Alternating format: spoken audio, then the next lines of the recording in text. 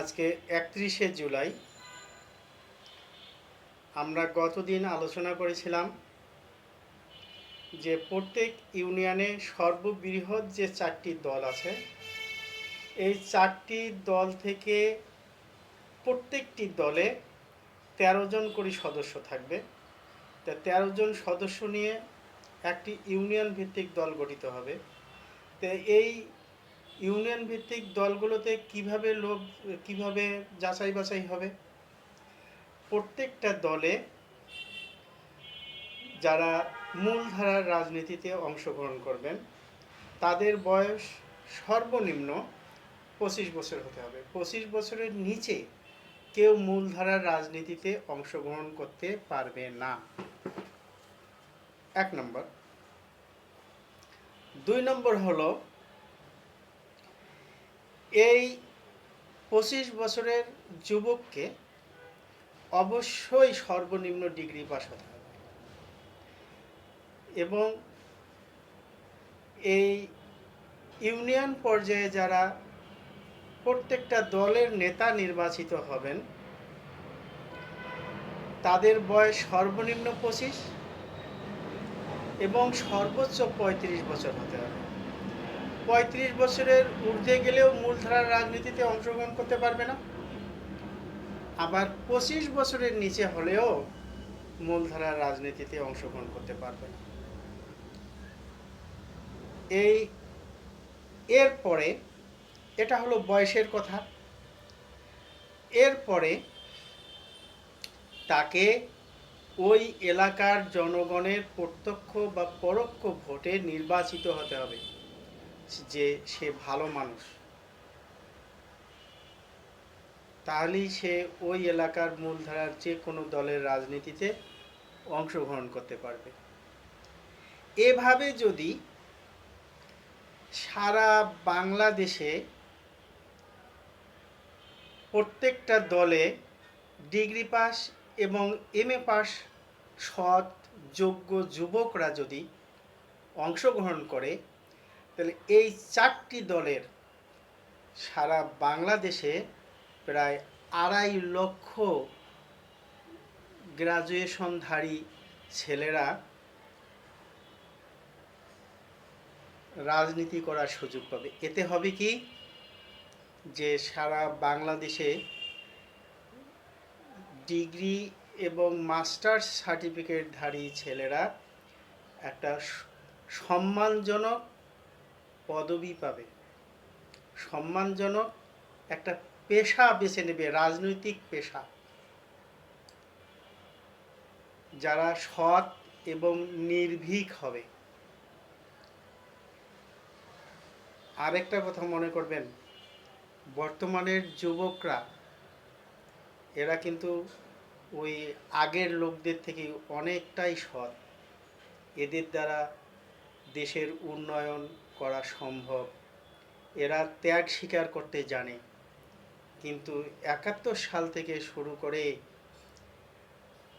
আজ পর্যন্ত যে সমস্ত প্রবীণ নেতারা আছে, প্রবীণ রাজনীতিবিদরা আছে, এরা সবাই হলো লুটেরা। এরা দেশকে ভিক্ষুক বানিয়ে দিয়েছে। আমরা এদেরকে বা দেশের মানুষ এদেরকে আর বিশ্বাসই করে না। তা আমরা এমন একটা যুব সমাজ চাই যে যুব সমাজ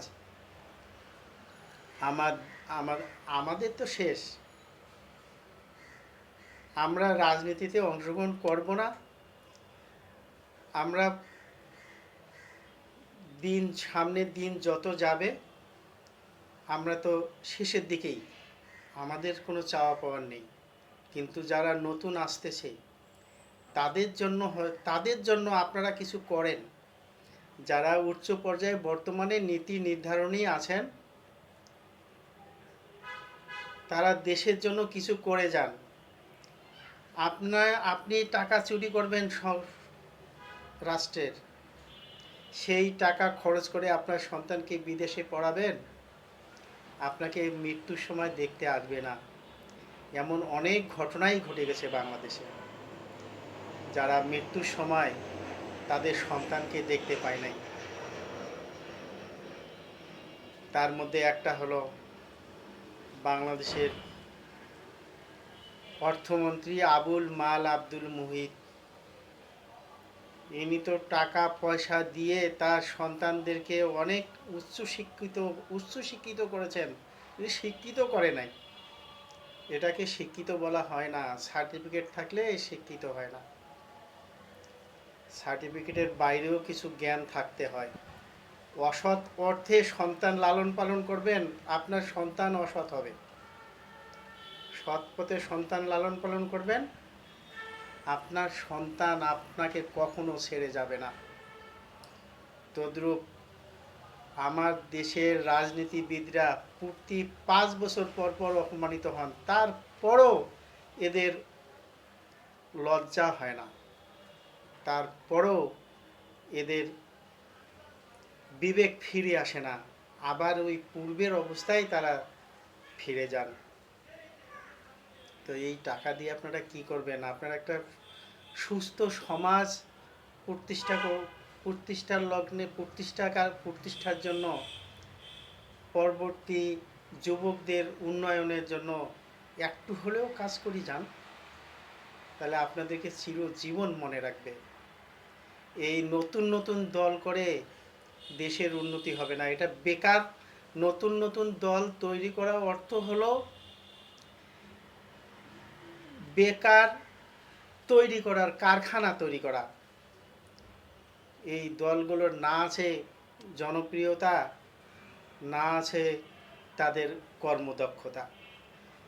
একটা করে দল গঠন করবেন, আর যারা নেতা সাজবে, কেন্দ্রীয় নেতা হবে, তারা শুধু সুবিধা ভোগ করবে। তাদের কিন্তু কোনো সারা দেশে তাদের কোনো গণজোয়ারও নেই, তাদের কোনো উন্নয়ন কর্মসূচিও নেই। এরা শুধু ভ্যাক ভ্যাক করতেই থাকবে, যেটা আমরা এখন দেখতে পাচ্ছি। তো আসুন আমাদের এই যুব সমাজকে আমরা কাজে লাগিয়ে দেশের উন্নয়ন করি। আমরা অতীতে যা করেছি। আমার দেশের মানুষ বর্তমানে কে মুক্তিযোদ্ধা ছিল, কে দেশ স্বাধীন করেছে, এটার ইতিহাস ভুলে যাচ্ছে। কে খাল কাটছে, কে করছে, সব ভুলে যাচ্ছে। কিন্তু ভুলে যাবে না কেন? পেটে যদি খিদে থাকে, ভালোবাসার কথা কি আর মনে থাকে?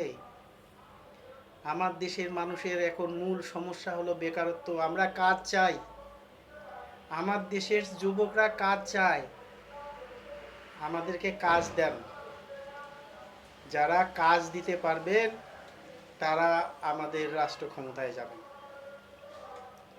আর আমার এই প্রচারণা আমার লাভের জন্য আমি করছি না। আমার প্রচারণা করেছি আমার দেশের পরবর্তী যুবক যারা আছে তারা ভালোভাবে যেন দেশের উন্নয়ন করতে পারে, দেশের বেকারত্ব সমস্যার সমাধান করতে পারে। এই লক্ষ্যে আমার এই যাত্রা। তো ভালো থাকবেন, সুস্থ থাকবেন। আগামী দিন আবার এই সময়ে আপনাদের সাথে দেখা